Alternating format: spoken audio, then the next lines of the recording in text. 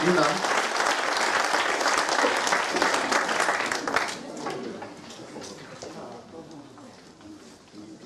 Jetzt haben wir ein Stück, das haben wir extra für heute Abend geschrieben, mit dem Hintergrund, das Publikum einzubeziehen.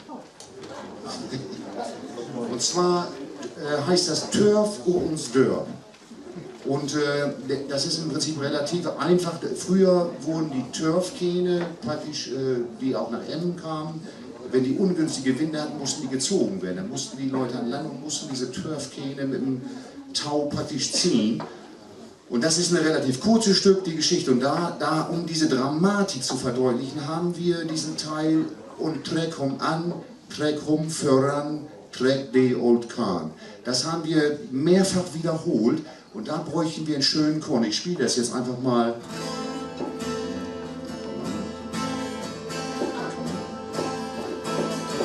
Trek rum voran, Trek de Old Kahn. Und Trek rum an, Trek rum voran, Trek de Old Kahn. Und Trek rum an, Trek rum voran, Trek de Old Kahn. Komm mal mit dazu. Und Trek rum an,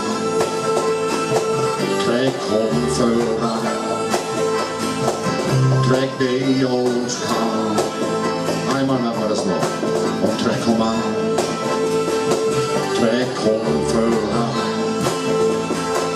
Trek de Old Kahn. So, das werden wir jetzt beginnen. Im Prinzip in der dritten Strophe sind wir bei und Trek rum an. Und dann machen wir den dreimal, dann machen wir wieder zwei andere Teile und dann kommt wieder Trek rum an, dann lassen wir es ausklingen. Okay? Alle nicken.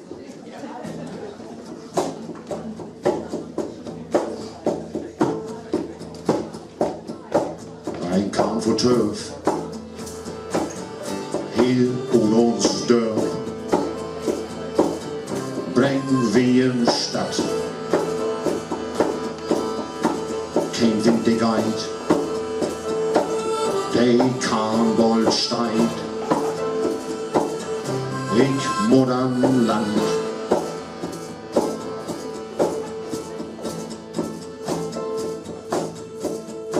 Und Trek rum an, Trek rum voran, Trek de Old Kahn. Und Trek rum an, Trek rum voran, Trek de Old Kahn. Und Trek rum an,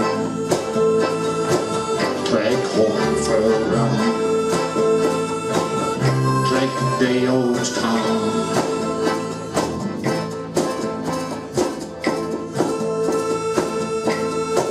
Ein Kahn voor Turf, heel ons Dörf, bringen wir in Stadt. Und jetzt sind wir alle wieder da und Trek rum an, Trek rum voran, Trek de Old Kahn.